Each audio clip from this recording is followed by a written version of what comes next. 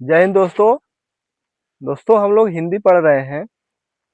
हिंदी में पिछले क्लास में हम कारक पढ़ चुके हैं। आइए आज हम संज्ञा पढ़ते हैं। चलिए।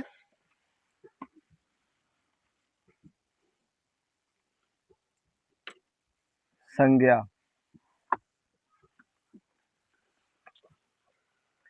अब जैसा कि संज्ञा नाम से स्पष्ट है, अगर इसको तोड़ा जाए संज्ञा को तो कैसे तोड़ेंगे? सम प्लस ज्ञा। अगर इसका विच्छेद किया जाए तो सम प्लस ज्ञा। इसका मतलब सम मतलब हो जाएगा सम्यक। अभी आप समझ लीजिए, क्योंकि समझना जरूरी है, लिखने से कुछ नहीं होगा। टोटल समझना है, हर एक कॉन्सेप्ट को समझना है। समझना ज़्यादा जरूरी है, लिखना दिमाग में बैठाना है कि एक बार पढ़ लें दोबारा पढ़ना न पड़े, इस तरह से पढ़ना है। तो सम प्लस ज्ञा संज्ञा। सम मतलब सम्यक, सम्यक मतलब संपूर्ण, ज्ञा मतलब जानकारी देने वाला। मतलब जो भी चीज दुनिया में है उसके नाम को बोध कराने वाले शब्द को क्या कहेंगे? संज्ञा कहेंगे, क्योंकि संपूर्ण चीजों की जानकारी देने वाला। अगर संज्ञा न होती तो दुनिया में कोई चीज हम पहचान नहीं पाते, कौन सी चीज क्या है। दुनिया में कोई भी चीज है, हर एक चीज क्या है? संज्ञा है। जैसे हम यहाँ पढ़ रहे हैं, पुस्तक है, संज्ञा है। हम देख रहे हैं, बोर्ड को देख रहे हैं तो बोर्ड भी क्या है? सुन रहे, संज्ञा है। हम कहीं जा रहे हैं, जैसे दिल्ली जा रहे हैं, दिल्ली क्या है? संज्ञा है। हम कुछ अच्छा बुरा सोच रहे हैं, अच्छाई बुराई क्या है? संज्ञा है। तो हाँ, हर एक चीज क्या है? अपने आप में संज्ञा है। हर एक चीज, दुनिया में कोई भी ऐसी चीज नहीं है जो संज्ञा न हो, सभी चीज संज्ञा है। कोई भी चीज बनी है उसका कुछ न कुछ निश्चित नाम रखा गया है। उसी निश्चित नाम को क्या कहते हैं? संज्ञा कहते हैं। उसी निश्चित नाम को संज्ञा कहते हैं। तो संज्ञा को अगर तोड़ा जाए तो सम प्लस ज्ञा, सम प्लस ज्ञा, सम प्लस ज्ञा। सम मतलब होता है सम्यक, ज्ञा मतलब होता है जानने वाली विधा, जानने वाली विधा।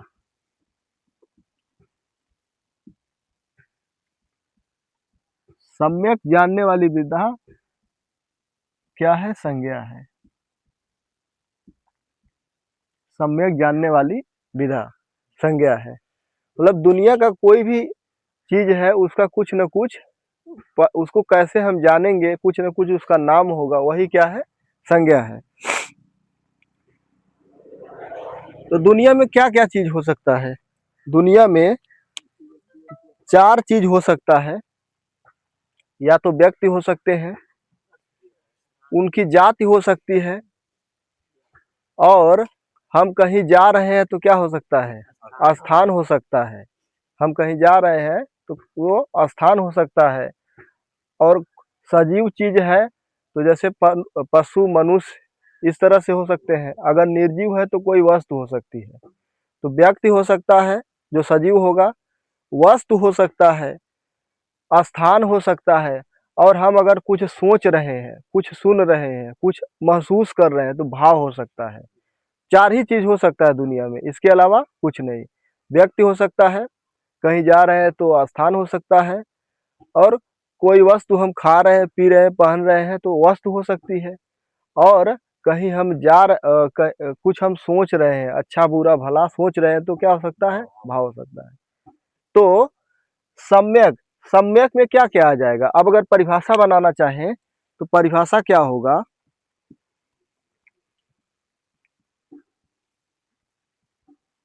दुनिया में चार ही चीज होगा। व्यक्ति, ऐसे लिख लीजिए परिभाषा में, किसी व्यक्ति, वस्तु, व्यक्ति कामा वस्तु, स्थान या भाव को बोध कराने वाली विद्या या विधा, बोध कराने वाली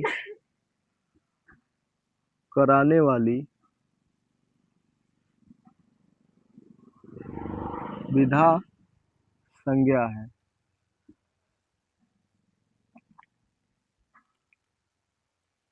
किसी व्यक्ति, वस्तु, स्थान या भाव का बोध कराने वाली विद्या क्या है?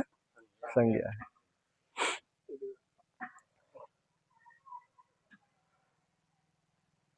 तो दुनिया में या तो कोई वस्तु होगा, या व्यक्ति होगा, या कहीं जा रहे हैं स्थान होगा, या हम कुछ सोच रहे हैं, कुछ महसूस कर रहे हैं तो भाव होगा। तो व्यक्ति, वस्तु, स्थान या भाव का बोध कराने वाली विद्या क्या है? संज्ञा है। अब अगर संज्ञा के प्रकार पूछा जाए, क्या पूछा जाए? प्रकार। संज्ञा का प्रकार, तो कितना प्रकार होगा? गलत बात है। कितना प्रकार होगा? 2 प्रकार होगी संज्ञा। 2 प्रकार की होगी। कैसे? क्योंकि व्यक्ति, वस्तु, स्थान ये क्या होगा? दिखाई देगा। व्यक्ति, वस्तु, स्थान या जाति भी कह सकते हैं, ये दिखाई देगी, लेकिन भाव क्या होगा? दिखाई नहीं देगा। तो एक होगा यथार्थवाचक, यथार्थ मतलब जो हम देख सकते हैं, और एक होगा भावार्थवाचक या भाववाचक। यथार्थ को हम कह सकते हैं अमूर्त, अदृश्य, अमूर्त, सॉरी, इसको भाव को कह सकते हैं अमूर्त। मूर्त मतलब दिखाई देना, अमूर्त मतलब जो दिखाई नहीं देगी, अदृश्य, अवास्तविक, अकल्पित, वो तो अपने हिसाब से बना सकते हैं। तो दो मूल रूप से 2 प्रकार की होगी, एक होगी यथार्थवाचक, एक होगी भाववाचक। एक तो मूल रूप हो गया। दूसरा पूछा जाएगा कि संज्ञा के कितने भेद होंगे, तो उस आधार पे कितना बताएंगे? 5 की 3? 3 बताएंगे। 3 बताएंगे। मूल रूप से 3 होगी। देखिए, अगर दृश्यता के आधार पर देखा जाएगा, यथार्थता के आधार पर देखा जाएगा तो 2 होगा। एक होगी जो दिखाई देगी, एक होगा जो दिखाई नहीं देगा। जैसे मान लीजिए पुस्तक है, पुस्तक को हम छू सकते हैं, महसूस कर सकते हैं, लेकिन अच्छाई है, अच्छाई को हम महसूस कर सकते हैं? खाली महसूस कर सकते हैं, उसको छू नहीं सकते हैं, उसको देख नहीं सकते हैं। जैसे सुख है, दुख है, काम है, क्रोध है, ये सब महसूस कर सकते हैं, महसूस कर सकते हैं। दूसरी चीज याद रखना है, जैसे राम या मोहन, राम और मोहन क्या है? संज्ञा है। राम और मोहन क्योंकि नाम ही है किसी न किसी प्रकार का, लेकिन जो शरीर धारण किया है वो क्या होगी? वो संगी होगी। क्या होगी? संगी। जैसे मान लीजिए मैं, मेरा नाम है, तो मेरा नाम संज्ञा है, लेकिन मैं क्या हूँ? मैं संगी हूँ, क्योंकि उस नाम को मैं धारण किया हूँ। ठीक है। तो यथार्थ के आधार पे 2 प्रकार का हो गया, एक दिखाई देने वाला, एक नहीं दिखाई देने वाला। दूसरी बात, अगर उस प्रकार से पूछेंगे कि संज्ञा के कितने भेद हैं, मूल रूप से 3 भेद हैं। कितने भेद हैं? 3 भेद हैं। एक व्यक्ति है, दूसरी जाति है, तीसरी भाव है। व्यक्ति है, जाति है, तीसरी भाव है। व्यक्तिवाचक, जातिवाचक और भाववाचक। व्यक्तिवाचक, जातिवाचक अभी लिखना नहीं है, अभी समझ जाएंगे आप, फिर कुछ नहीं है संज्ञा में। व्यक्तिवाचक, जातिवाचक और भाववाचक। अब जातिवाचक में 2 निकले हैं, समूहवाचक और पदार्थवाचक या द्रव्यवाचक। समूहवाचक और द्रव्यवाचक। ऐसा क्यों उसी में से निकले हैं? मान लीजिए पानी क्या है? द्रव्य है। द्रव्य है। द्रव्य किसे कहते हैं? जिसे हम नाप सकते हैं, तौल सकते हैं। नाप सकते हैं, तौल सकते हैं। तो पानी को हम नाप तौल सकते हैं, तो जो भी द्रव्य होगा उसको नाप सकते हैं, तौल सकते हैं। उसका निश्चित आकार नहीं होता है, आयतन होता है, उसका द्रव्य का आयतन होता है। हाँ, तो पानी, अब पानी द्रव्यवाचक है, लेकिन पानी में कई प्रकार के पानी होते हैं, तो एक प्रकार से जाति हो गई कि नहीं हो गई, एक प्रकार से जाति हो गई। जाति मतलब एक जात निकलेगी, उसके कई पार्ट होंगे। जैसे पशु, पशु क्या है, जाति है, पशु जाति है। अब पशु में कई प्रकार के, जैसे गाय, भैंस, बकरी, भेड़, घोड़ा, हाथी, ये सब क्या है, व्यक्ति हो गए, व्यक्तिवाचक हो गए। उसी तरह से पानी क्या है, देखिए ऑप्शन के अनुसार चलना है। अगर 4 ऑप्शन में देगा, द्रव्यवाचक देगा तो द्रव्यवाचक ही लगाएंगे, 99% केस में द्रव्यवाचक ही देगा। लेकिन अगर द्रव्यवाचक नहीं दिया है तो क्या लगाएंगे, जातिवाचक। क्योंकि पानी जो है कई प्रकार का पानी होता है, पीने योग्य पानी, न पीने योग्य पानी, सागर का जल, नदी का जल, पर्वत का जल, बिस्लेरी का जल, और सर बना दिया गया तो RO का जल, हाँ RO वाटर, मतलब कई प्रकार के पानी होते हैं। तो उसी प्रकार से आपको याद रखना है कि मूल रूप से 3 होते हैं, व्यक्ति, जाति, भाव। जाति में 2 होते हैं, एक समूह होता है, और जैसे समूह मान लीजिए सभा, सभा क्या है, समूह का बोध करा रही है। लेकिन सभा में अब किस प्रकार की सभा है, लोगों की सभा होगी, लोकसभा, राज्यसभा, विधानसभा, इस प्रकार से हो सकते हैं ना। तो सभा कई प्रकार से होगी, इसलिए जो है ये भी क्या कहलाएगी, जाति कहलाएगी। ये भी क्या कहलाएगी, जाति कहलाएगी। लेकिन ऑप्शन में क्या होगा, समूहवाचक होगा। तो समझ में आ रहा है ना क्यों जाति से निकली है। जाति से इसीलिए निकला है क्योंकि पानी कई प्रकार का पानी, सभा कई प्रकार की सभा हो सकती है, लोकसभा हो सकती है, राज्यसभा हो सकती है, इस प्रकार से चीजें हो सकती हैं। ठीक है, तो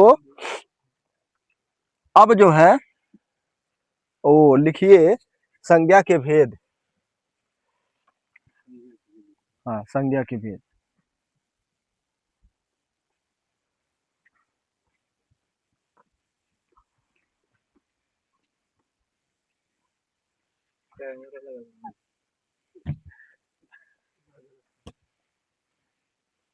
संज्ञा के भेद,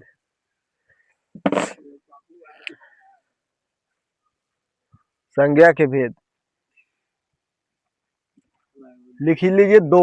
दो भेद है। एक है यथार्थवाचक, यथार्थवाचक, दूसरा है भाववाचक। यथार्थवाचक, भाववाचक। यथार्थ को क्या क्या कह सकते हैं, मूर्त कह सकते हैं, इसी का दूसरा नाम है दृश्य, वास्तविक, वास्तविक, मूर्त, दृश्य मतलब जो दिखाई देगी, मूर्त, मूर्ख नहीं, मूर्त, मूर्त मतलब दिखाई देना, वास्तविक मतलब जो वास्तव में होगा। और भाववाचक में आएगा अमूर्त, अमूर्त, अदृश्य, अदृश्य, अवास्तविक, अवास्तविक, अकल्पित, कल्पित होगा, सॉरी कल्पित, अकल्पित तो इसमें आ जाएगा, क्योंकि अकल्पित मतलब जिसका कल्पना नहीं करेंगे, जो रियल में होगा। तो कल्पित मतलब जो कल्पना बस की जाएगी, ये ऐसा है।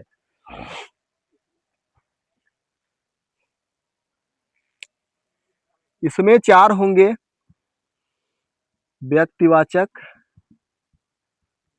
व्यक्तिवाचक, जातिवाचक, व्यक्तिवाचक, जातिवाचक, हाँ द्रव्यवाचक, समूहवाचक, द्रव्यवाचक, समूहवाचक। इसमें होगा भाववाचक, भाववाचक संज्ञा। ठीक है, इसमें 4 होंगे, व्यक्ति, जाति, द्रव्य, समूह।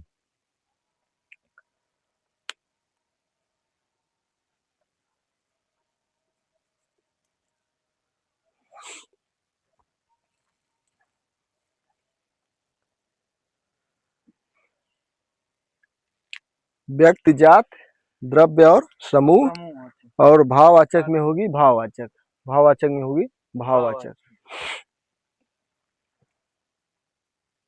तो यह किसके आधार पे होगा? दृश्यता के आधार पे।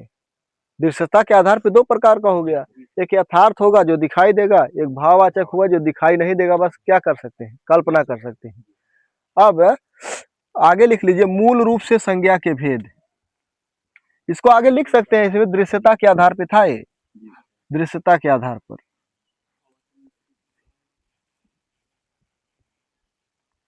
दृश्यता के आधार पर मूल रूप से संज्ञा के भेद। अगर मूल रूप से पूछेगा तो कितने भेद हैं? 3 भेद हैं। मूल रूप से 3 भेद है। तो एग्जाम में अगर कि संज्ञा के कुल कितने भेद हैं तो 5 लगाना है, लेकिन मूल रूप से पूछेगा तो कितना लगाना है? 3 लगाएंगे। तो मूल भेद होंगे 3, मूल भेद 3। कौन कौन सा लिख लीजिए? एक व्यक्ति वाचक, जातिवाचक, जातिवाचक और व्यक्तिजात भाव, भाववाचक। मूल भेद हैं। अगर कुल भेद पूछेगा, कुल भेद पूछेगा तो क्या हो जाएगा? 5। मूल भेद 3 है। मूल भेद कितने हैं? 3 है। कुल भेद कितने हैं? 5 है। कुल 5 है। तीनों लिख लीजिए, 2 और लिख लीजिए। व्यक्तिवाचक, जातिवाचक, भाववाचक। जाति में ही 2 पार्ट लिख लीजिए, द्रव्यवाचक, समूहवाचक। द्रव्यवाचक, समूहवाचक।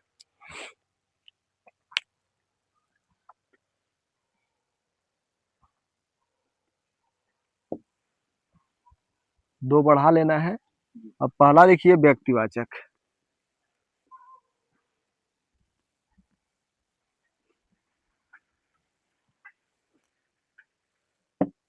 पहला लिखिए व्यक्तिवाचक।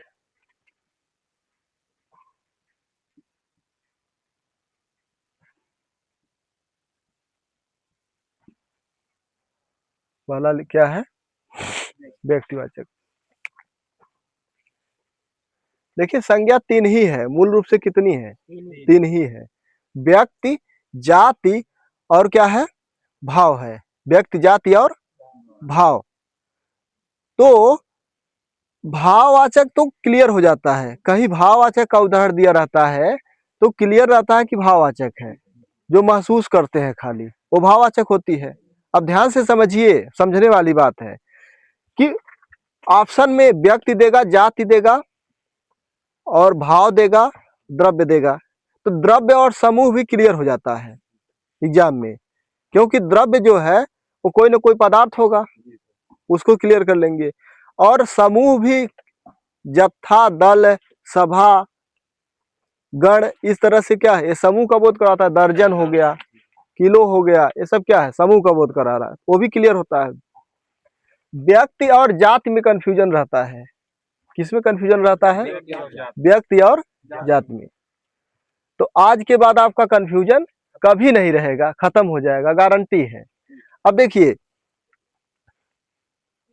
अभी आप समझ लीजिए, बस दोनों को मैं लिखता हूं, व्यक्ति और जाति।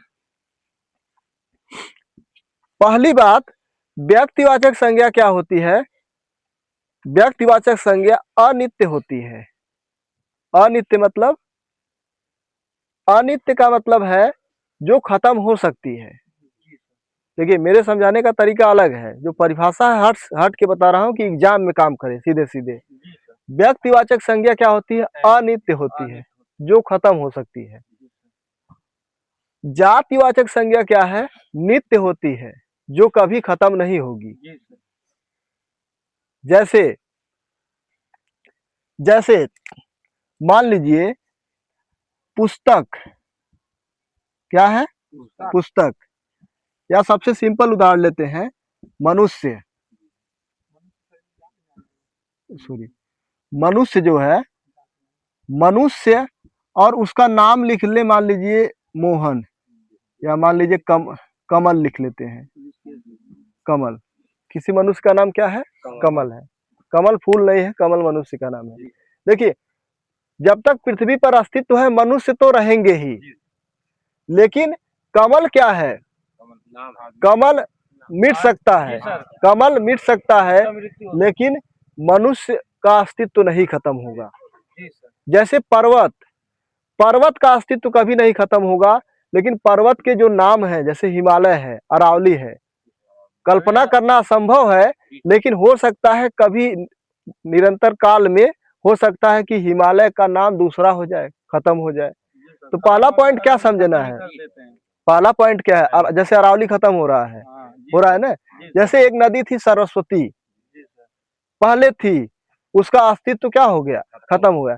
लेकिन क्या नदी खत्म हुई? नहीं। तो जातिवाचक संज्ञा कभी खत्म नहीं होती है, और व्यक्तिवाचक संज्ञा खत्म हो जाती है। व्यक्तिवाचक संज्ञा खत्म हो जाती है। हो सकता है आज जो नदी गंगा है, वो आने वाले समय में उसका अस्तित्व खत्म हो जाए, हो सकता है। ठीक है, चलिए ठीक है।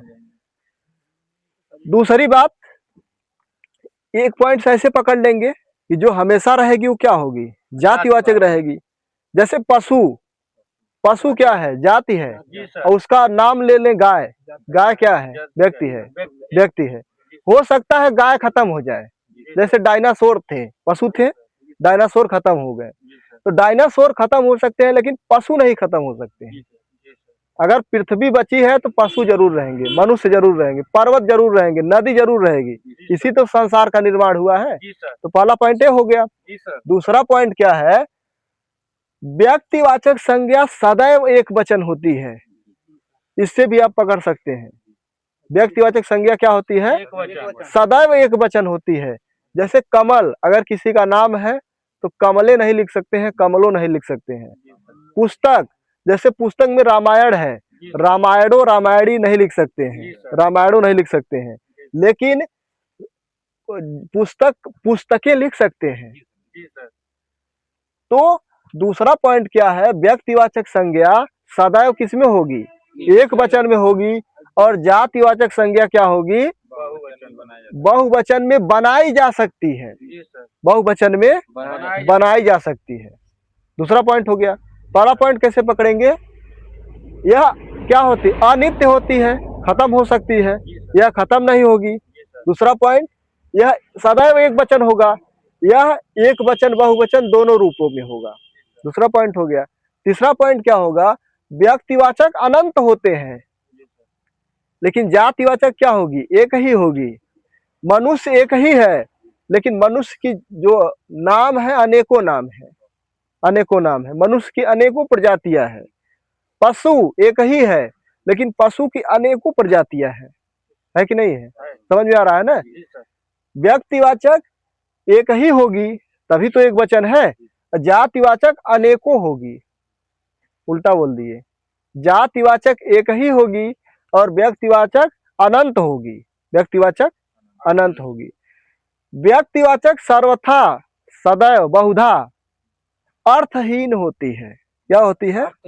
अर्थहीन होती है। जातिवाचक का हमेशा अर्थ निकलेगा।